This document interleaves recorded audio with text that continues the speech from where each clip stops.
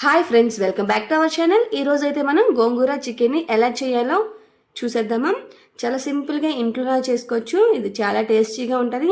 ఎప్పుడైనా మీరు చికెన్ తిని తిని బోర్ కొడితే ఒకసారి ఈ విధంగా ట్రై చేయండి, టేస్ట్ బాగుంటుంది. ఫస్ట్ దీని ప్రాసెస్ చూద్దాం రండి.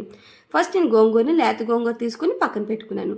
ఇప్పుడు మసాలా కోసం మిక్సీ జార్లో ఉల్లిపాయ, అలాగే పచ్చిమిర్చి, ధనియాలు, లవంగ, కరివేపాకు, అలాగే చిన్న దాల్చిన చెక్క వేసుకొని అది కచ్చాబచ్చగా గ్రైండ్ చేసి పక్కన పెట్టుకున్నాను.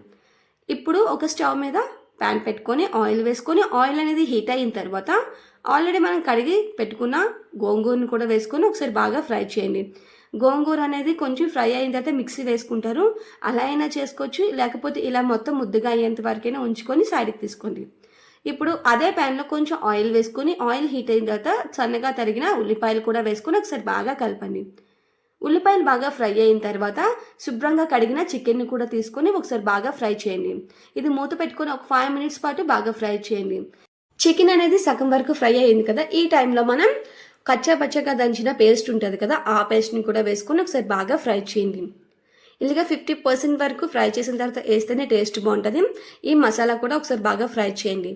ఇలా ఫ్రై చేసినప్పుడు మనం అందులో కొంచెం పసుపు, అలాగే టేస్ట్కి తగ్గట్టు ఉప్పు వేసుకుంటే మసాలా అనేది బాగా పడుతుంది ముక్కలకి. అదంతా వేసుకుని ఒకసారి బాగా ఫ్రై చేయండి. మసాలా అనేది బాగా ఫ్రై అయిన తర్వాత మీ టేస్ట్కి తగ్గట్టు కారం వేసుకోండి. గోంగూర పుల్లగా ఉంటుంది కదా, ఆ పులుపుతనం బట్టి కారం అనేది అడ్జస్ట్ చేసుకొని వేసుకోండి. అందులోనే కొంచెం చికెన్ మసాలా కూడా వేసుకుని ఒకసారి బాగా ఫ్రై చేయండి. గోంగూర పుల్లగా ఉంటే కొంచెం కారం ఎక్కువే బాగుంటుంది. తర్వాత మనం ఫ్రై చేసిన గోంగూరని కూడా ఈ టైంలో వేసుకొని ఒకసారి బాగా కలపండి. ఇలా గోంగూర కూడా బాగా ముక్కలకి పట్టేలా కలపండి. చూడండి ఎంత బాగుంది కదా, ఇలాగే ఫ్రైగా అయినా తినేవచ్చు. ఫ్రై వద్దు, గ్రేవీగా తినాలనుకునే వాళ్ళు ఇందులో కొంచెం వాటర్ అంటే హాఫ్ గ్లాస్ వాటర్ వేసుకుంటే సరిపోతుంది.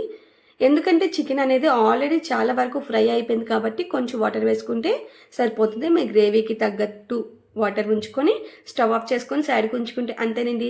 చాలా టేస్టీగా యమ్మీగా తినేయచ్చు.